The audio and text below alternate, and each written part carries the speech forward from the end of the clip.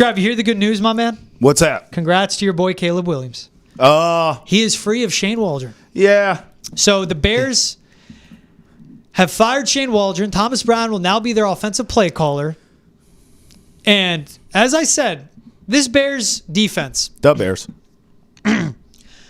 24th in points per game. Yep. 30th in yards per game. 30th in passing yards per game. Goodness gracious. This Patriots offense, 31st in points per game. Lord. 32nd in yards per game. Oof. 32nd in passing yards per game. Ew. Now, with Jacoby Brissett, they were averaging 250 yards of offense and 120 passing yards. With Drake May, they're averaging 291 yards per game and 194 passing yards per game. There we go. Nothing substantial, nothing crazy, but you see that big uptick. So the numbers are skewed there. Now, Shane Waldron is fired because, as we saw against the Patriots, the Bears totaled 3 points, 142 total yards, went 1 for 14 on third down, and 69 passing yards. Let's think about the worst football game I've seen this year. Okay. That's that loss to Miami. Well, the Patriots had 10 points, 299 total yards, 148 passing, and 151 rushing. That was a terrible game. That's how bad that Bears execution was. And guess who has a more talented offensive roster? The Chicago Bears. No question. This was coming for Shane Waldron. But as we look over the course of the season, the average numbers, Shane Waldron getting the go and saying, walk, brother, you're a failure. Is Alex Van Pelt worth keeping for another season for this Patriots team? God, boy, that's so much to unpack there. First of all, let me go back. Caleb's not all the way free, okay? Matt Eberflus should have been leaving that building with Shane Waldron. That's my opinion. And I think Chicago will figure that out quickly. I think they just needed a sacrificial lamb for now, and I think Eberflus will get it when the season's over. As far as Van Pelt, you know, it's difficult because this is coming off of, I think, his best called game so far this season against the Bears, and I still don't think it was great. I hear the stats there and the numbers. It's easy to look at that and say, get rid of the guy. He's a bum, right? But I'm actually more disgusted. I am disgusted with the lack of creativity. And I've been screaming it all season. The lack of creativity with some of these play calls. That's more disgusting to me than the actual numbers and the stats. Because I think when you look at the stats, it doesn't tell you the full story when you just look, well, they're last at this. Well, yeah, no Shaq Sherlock. The offensive line's horrendous. Yeah. You do have a rookie quarterback, even though he's playing well. Like, he is a rook. You have no wide receivers to speak of.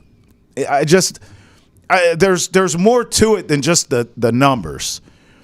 When you watch the games and this vanilla BS that they're running, that's what kills me. Now, when we say the best play call game of the season from Alex Van Pelt against the Bears, I remember you pointing this out to me during the game of how they have simplified some things for Drake May in terms of reads. Yeah. Fantastic. Good improvement. I'll give him credit for that. That's why I said it's difficult right now to sit up here and bang on Alex Van Pelt when he's coming off of a much better called game. But I am not seeing enough RPOs from Drake May. I am not seeing enough designed plays where Drake May's on the move purposefully, intentionally. I'm seeing a lot of plays break down because of protection, and Drake May tucks it and runs and takes off. Cool. But even on those, he's taking unnecessary hits. Are we talking to this kid about protecting himself? Are we working on that? Like, let's work. Let's see that. And I think in a lot of ways you can protect Drake May schematically by some of these calls you're making, having him on the run to begin with. I'm watching this kid run around back there like a chicken with his head cut off. Yeah. Buy time for guys to get open, keeping his eyes downfield, and then making throws. So imagine if we just have design plays where this guy's on a boot to begin with, and he's throwing on the run, and he's clearly good at that. I don't see enough design there. Even in the run game, it's not enough. It's just like give it to Ramondre and hope he doesn't hit a brick wall, which he does pretty much every time. Unless they're playing the Bears. Like, come on, where's the misdirection? Where are the end arounds? it's a lack of creativity, and I don't love that. I think that's a big. It's a stale offense with bad players. Yeah. And a lot of times when you don't have an embarrassment of riches as far as talent goes, your play calling needs to be more creative.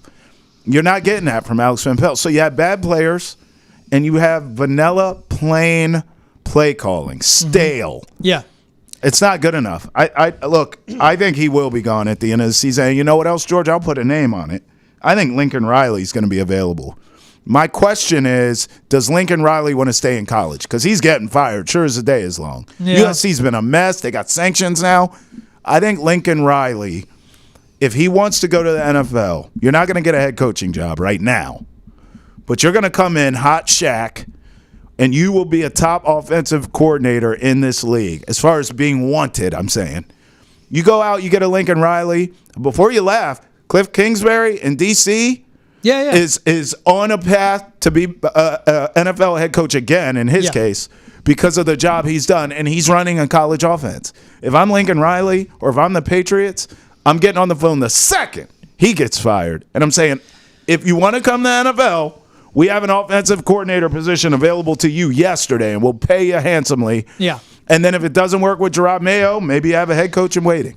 The tough with Lincoln Riley is that it's a complete change. I know. In your approach, your just overall offensive scheme. It is. Mentality. Could be a change for the better, George. But that's another season, another offseason. You have to hit a reset. Yeah. So Alex Van Pelt, that's a West Coast offense. Mm-hmm. So let's look at the West Coast offenses. And to me, the signs point to me. So, first off, let's address, is he worth keeping for another season? The one thing I give Alex Van Pelt over Shane Waldron is the progress we've seen from Drake May. Sure. Where this was an offense before Drake took over, scoring 16 points per game. It's been up to 20 their last 3 games. Throwing 140 yards per game, like I said. Yep. Last 2 games, 185. And keep in mind, when I gave those numbers prior to Patriots before and comparing them to the Bears, that's also looping in a half Drake May game because he was knocked out against the Jets early. Mm-hmm. When you bring in a Lincoln Riley, you have to change everything. You have to start from square one again. And this is offensive linemen because what kind of blocking schemes does he want? Mm-hmm. This is wide receivers. If you keep it to a West Coast offense, you can at least keep something simple. Sure. You keep the terminology the same. You keep it consistent for would be a second-year quarterback by then because this will be, if AVP's gone, his 4th different play caller in 4 football seasons. Gee. That's tough for a kid that started 26 games in college. Yeah. And is just a few starts into his NFL career. Right. And if for people think Waldron got fired, AVP should too because that's similar. I don't want Ben McAdoo calling this offense the rest of the way. No. I don't want TC McCartney, Bob Bicknell, Scott Peters, Taylor Embry, no. Tyler Hughes doing this. Because as you can see, I'm a sicko. I didn't have to do research today on this topic. This was months ago, folks. That is current possible play callers on the roster. Such a GM. And there's future offensive coordinators below that. AVP's doing a fine job. You keep him the rest of the way. Unless you really feel like it gives you a leg up. The names that do come to mind. Give me the names. Wes Phillips, Vikings offensive coordinator. Well, he's an OC, so I'd make a lateral move. He's not calling plays in Minnesota. Kevin O'Connell is, but that's a West Coast offense. Yeah. You get a Wes Phillips in your building who has been the Vikings OC since 2022. Sure. Was the Rams pass game coordinator in 2021. 2019 and 2020, their tight ends coach. Mm-hmm. What is he doing with the Rams? Learning from Sean McVay. Mm-hmm. That is a highly successful offensive mind where guess what? Kevin O'Connell came from. That's where he learned. I love a Wes Phillips. Yep. And if not him, there's a Brian Angelico, who's a Vikings passing game coordinator and tight ends coach who's just below him. Okay. The issue with a Wes Phillips and a Brian Angelico, there's no play calling experience on the resume. And this is where it just perplexes me again, the route that the Patriots chose to go. Mm-hmm. Where you went with a first-time play caller. You're going to do that again? You went through the growing pains this season. You're going to do that again? I don't love that. Brian Angelico, Vikings pass game coordinator since 22. He was a Panthers tight end coach for 2 seasons. 2019, Commanders tight end coach learning from Kevin O'Connell. Mm-hmm. These are the names I see. If you want to go deep cut, Tanner Engstrand with the Lions, passing game coordinator. He's a 5th season in Detroit, 2nd as passing game coordinator. Prior to that, he was a tight ends coach. Prior to that, He was an offensive analyst learning from Jim Harbaugh at Michigan. At least the guys he's been around, Ben Johnson and Jim Harbaugh. At least the guys Wes Phillips have been around, and Brian Angelico, and a Kevin O'Connell, a Sean McVay. Those are brains you want to pick from that would help moving forward. This goes back to before this season began. The same thing I say to the Bears, it's the same thing I say to the Patriots. Why did you go with a guy already in your building when you were at such a pivotal point in your franchise? Where if you went with an offensive mind, because also Wes Phillips, Tanner Engstrand, Brian Angelico, Alex Van Pelt, if they do a good job, they're gone. Yeah, they are. This is why the Patriots fumbled when they chose their head coach. Dave Canales was right there. A Ben Johnson, if you wanted to give him $15 million a year, which to me is worth it, he was there. A Bobby Slowick was there.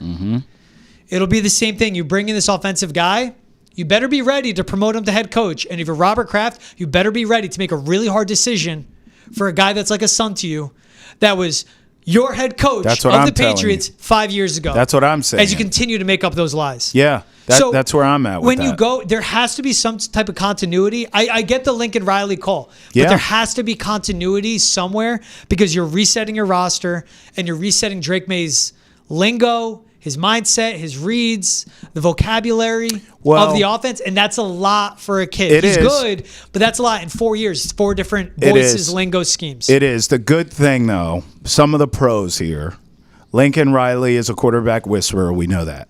Why he's struggling as a head coach is because his defenses are historically bad. Yeah. They are awful. Yep. Okay? It's clear. He can't figure out defense. I don't think he cares to. All right? But he's a quarterback whisperer. The results are there for themselves. Yeah. The other thing, too, I hear you on Drake May and changing everything again. And look, man, I actually think Lincoln's system could be easier for the kid to learn because it is a college system. And he's not that far removed from that. Yeah. So I think he'll be fine with that. And the other thing, too, why I bring up Kingsbury, when you look at a lot of these college minds that come into the league as offensive coordinators or head coaches, a lot of times their offenses are very free-flowing, very college-like, and it works these days. Yeah. These days. Yeah, it's a Back game. in the day, it never worked. No, but right? it's the NFL Remember the now. college coaches would come into the NFL, it would never work. You get your ass kicked. Yeah. But now it does work. It simplifies. Tom Brady was talking about this, how it's so easy to play quarterback now. They simplify things. So don't be so sure that, okay, another voice, another system to learn. Lincoln Riley in particular, this is unique to him. I'll give you that. But Lincoln Riley in particular, if you bring him in to be an offensive coordinator because he's interested in being a head coach in the league, I just think New England's a perfect fit. I think he can work with Drake May quickly. Drake May can pick that up. We'll have success here as Drake May grows. And then possibly you may have a head coach in waiting. Possibly. Yeah. What gets me is I don't hate the Lincoln Riley call. Why I don't think it'll happen is because if Alex Van Pelt's gone, nothing has shown me that Elliot Wolf or Gerard Mayo will be gone. That's fair. And guess what? Yeah. You're bringing in a chef, but the guy picking the groceries are going to pick the groceries he That's wants right. That's for a right. West Coast offense. That's fair. Then you're doing a round peg into a square hole with Lincoln Riley. That's right. At least with the I Wes agree with Phillips. that. Yeah, Brian Angelico. Yep. There's Ben McDaniels with the Texans, but just to be frank, I don't want a McDaniels in New England. I also wonder if he would do that because of the pettiness of Josh and Bill. Yeah. Look, Dan Pitcher, Bengals quarterback coach, now their OC, but not calling plays because that's Zach Taylor. Yep. That's there. And you know what I've said in the past, man? You know who could be out there? Who? Kevin Stefanski. We both like him. And guess I like what? him as a head coach, by the way. Your head coach needs an actual he needs an assistant with actual good coaching experience as a head coach, not Ben McAdoo. Yeah. And that's a thing Facts. with all that.